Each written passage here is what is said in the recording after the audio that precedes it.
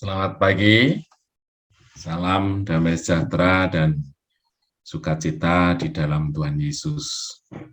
Bapak Ibu terkasih, pada pagi hari ini saya akan menyampaikan firman dengan judul setia dalam perkara-perkara kecil. Nah, kita bisa melihat dari firman Tuhan yang ada di Lukas 16 ayat 10. Demikian firman Tuhan, ya. Barang siapa setia dalam perkara-perkara kecil, ya setia juga dalam perkara-perkara besar. Dan barang siapa tidak benar dalam perkara-perkara kecil, ya tidak benar juga dalam perkara-perkara besar. Bapak Ibu Saudara, tanpa kita sadari mungkin ya, seringkali yang di zoom atau di highlight dalam pikiran dan benak kita itu adalah perkataan perkara-perkara besar gitu. Nah, itu seringkali melekat. Mengapa? Karena dengan perkara besar itu kita dibawa pada konsep bahwa itu menguntungkan bagi kita.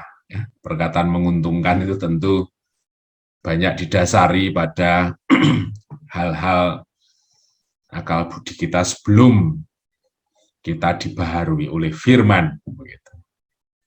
Tetapi kalau kita lihat level antara perkara kecil dan perkara besar dalam Lukas tadi, itu merupakan hal yang sama levelnya. Bahkan perkara kecil itu merupakan prasyarat terjadinya perkara besar.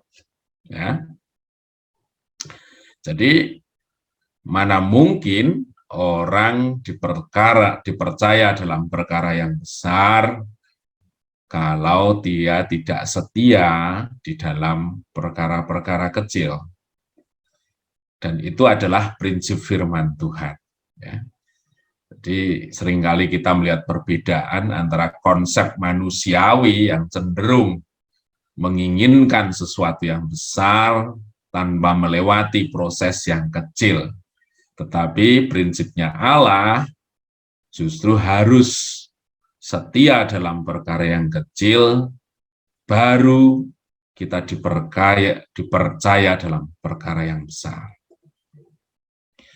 Nah, apa itu perkara-perkara kecil?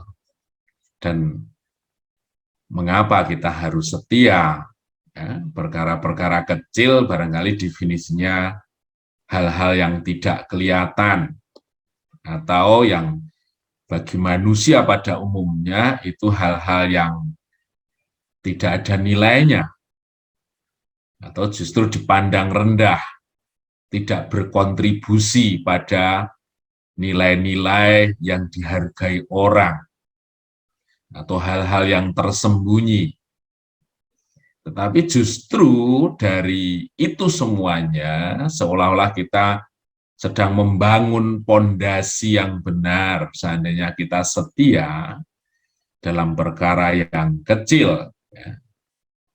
Misalnya bagaimana kita mengelola uang, sekalipun kecil nilainya. Sekarang ini yang namanya duit 100, 200, 500 perak, bahkan 1000 itu kan tidak bermakna begitu, karena kerupuk aja nilainya sudah di atas 1000. Tapi yang jelas itu ada nilainya.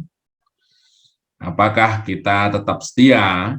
Saya seringkali mengajarkan anak-anak saya dikumpulin, kemudian saya punya kotak itu, kalau sudah ngumpul nanti bisa kita kasih ke orang gitu ya.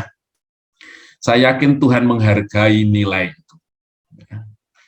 Orang banyak menyepelekan, tetapi karena motivasi kita ingin memperhatikan orang dari hal yang terkecil itu, kita bisa lakukan sesuatu.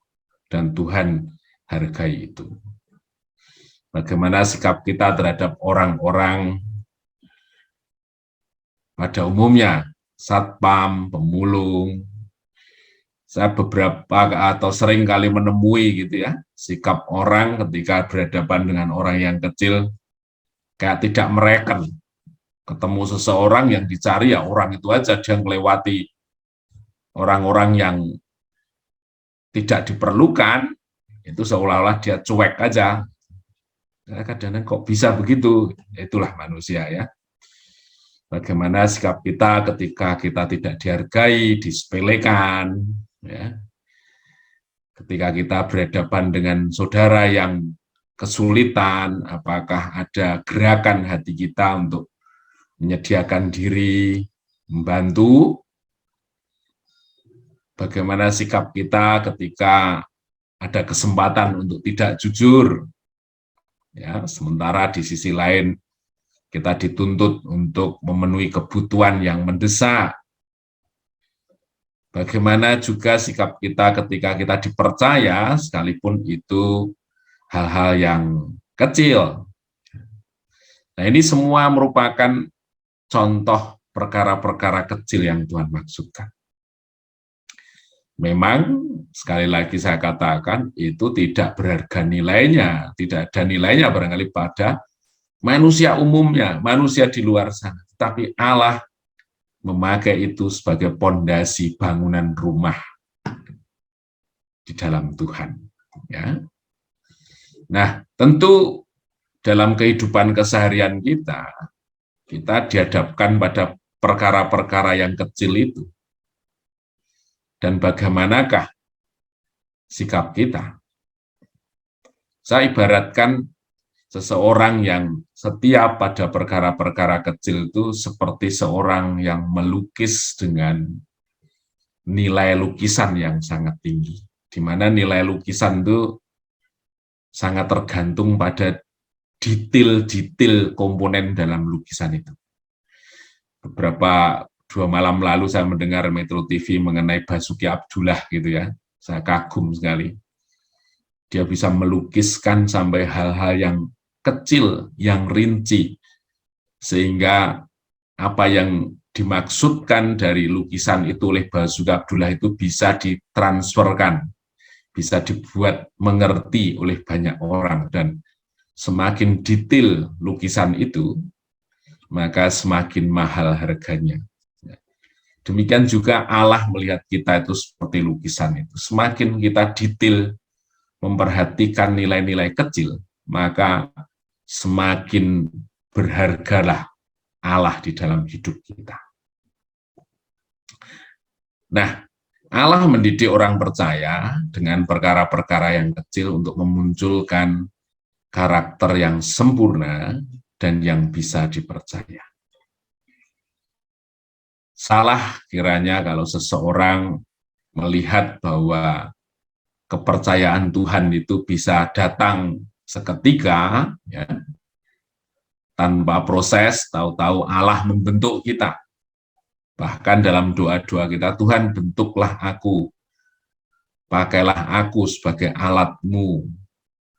Tetapi tentu itu sulit dan dipastikan tidak akan terjadi manakala kita tidak setia mengikuti atau menyelesaikan atau dipercaya dalam perkara-perkara kecil. Kalau dalam pelayanan barangkali untuk mendidik seseorang setia melayani, dia harus lewat jalur helper ya. Jadi yang mempersiapkan diri untuk hal-hal keperluan ibadah, diletakkan pada posisi yang paling bawah. Kesediaan itu justru yang meyakinkan Allah untuk kita dipercaya dalam perkara-perkara yang besar. Jadi artinya di sini satu kata penutupnya adalah tidak ada cara yang instan untuk kita memperoleh kesempurnaan pembentukan Tuhan dalam diri kita. Banyak strategi, banyak cara, di mana orang justru menghindarkan diri dari perkara yang remeh-temeh, yang dilihat kecil, yang tidak ada nilainya untuk mencapai hal-hal yang besar. Tetapi sekali lagi, firman itu mengajarkan bahwa untuk memperoleh kepercayaan Tuhan, tidak ada cara lain kecuali kita harus membangun nilai kita untuk kita setia di dalam perkara-perkara yang kecil. Sehingga sungguh pada akhirnya nama Tuhan dimuliakan dalam hidup kita. Terpujilah nama Tuhan. Mari kita mempersiapkan hati kita untuk berdoa di pagi hari ini.